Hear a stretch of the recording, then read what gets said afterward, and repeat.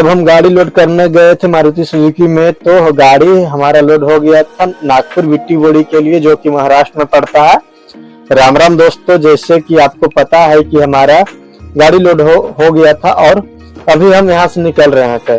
आगे जाने के बाद हमको डीजल देने में लेट हुआ बहुत, इसलिए कि डीजल हम ले लेते हैं और वहाँ से निकल जाते हैं। कुछ दूर आगे जाने के बाद हम खाना भी खा लेते हैं, क्योंकि रात बहुत ज़्यादा हो गया था, और वहाँ से निकल जाते हैं। इसलिए कि यदि हम अभी नहीं निकलते हैं तो सुबह तक एक ऐसा जगह काटी का नाम है और वहाँ पे नो एंट्री लगता है, तो हम रात में भी वहाँ से निकल गए।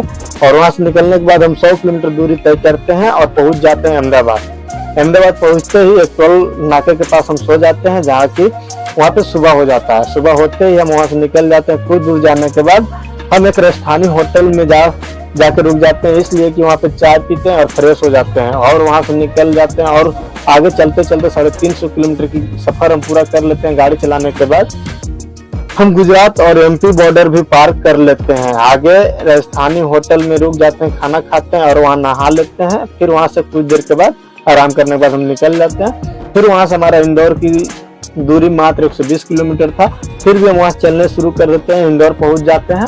इंदौर की बाईपास जब हम आते हैं तो बहुत कुछ वहाँ देखने को मिलता है, क्योंकि गाड़ी चलने वाला इंदौर भी पहुंच जाते हैं। आगे बाईपास लेके हम निकलते हैं, तो जबकि बाईपास में इतना ज्यादा जाम मिल जाता है कि वो बाईपास का नाम था मुंबई आगरा हाईवे एक्सप्रेसवे। तो हमको कुछ देर वहां से रुकते रुकते निकल जाते हैं। फिर वहां से आगे जाने के बाद राइट ले लेते थे और इंदौर टू नागपुर रोड पे हम चलने लगते हैं। वहां से 110 किलोमीटर सिंगल रोड था, वो पार करने के बाद आगे हमको फिर एक राजस्थानी होटल मिला, क्योंकि राजस्थानी होटल में हमको खाना बहुत बढ़िया पसंद पड़ता है, इसीलिए वहाँ पे रुकते खाते पीते निकलते हैं आराम से। फिर वहाँ पे सेठ जी को फोन किए कि डीजल भी खत्म होने वाला था। सेठ जी बोले कि हम पेमेंट कर देते हैं और वहाँ से निकल जाना। रात में 3 बजे उठ के देखे कि पेमेंट नहीं आया है। फिर सोचे कि चलो आराम से चलते हैं, क्योंकि मेरे पास गाड़ी में 20 से 30 लीटर डीजल बचा हुआ था। हम सोचे कि कम से कम तो 120 किलोमीटर या 150 किलोमीटर तो जरूर गाड़ी चलेगा। फिर वहाँ चलते चलते सुबह हो गया, हम पहुंच गए बैतुलपुर। और वहां जाने के बाद हम सेठ जी को फोन करते हैं कि हमारा डीजल पूरा खत्म हो गया, अब डीजल भी पार करके देखते हैं कि एमपी बॉर्डर तो बंद है, वहां पर लूट मार चालू है। यहाँ से देखते हुए निकल जाते हैं कि आगे आने के बाद महाराष्ट्र बॉर्डर भी पार कर लेते हैं और सवनेर बाईपास में आते और कमलेश्वर होते हुए नागपुर की ओर हम निकल जाते हैं। नागपुर जो कि विट्टी बोड़ी के लिए हमको जाना था, national highway 6 number Calcutta Mumbai तक हम आ जाते हैं। वहाँ पे गैस और कुछ राशन की सामान भी ले लेते हैं, क्योंकि वहाँ पे गाड़ी हमेशा खड़ा होता है, एक ड्राइवर बोल रहा था, इसीलिए हम राशन उसन को भी रख लेते हैं, फिर निकल जाते हैं।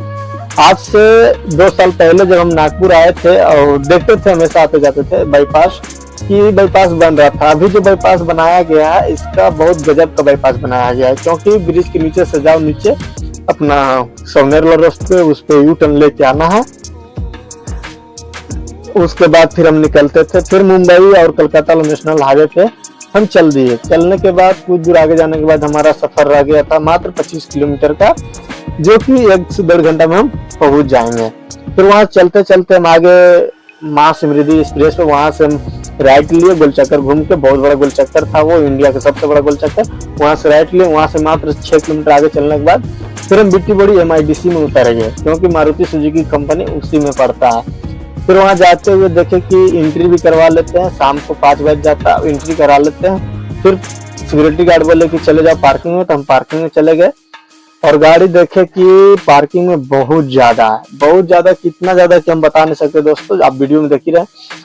और वहां पे शाम था, आज था संडे, हम लोग संडे स्पेशल मनाते हैं, क्योंकि संडे को कुछ ना कुछ तो हम लोग बनाते ही है। तो आज संडे स्पेशल बनने वाला है चिकन करी, जो कि बहुत दिन से चला नहीं है, तो आज हम बना रहे हैं संडे स्पेशल चिकन करी। अब इसको खा के बहुत मजा आया, रोटी और चिकन बनाया।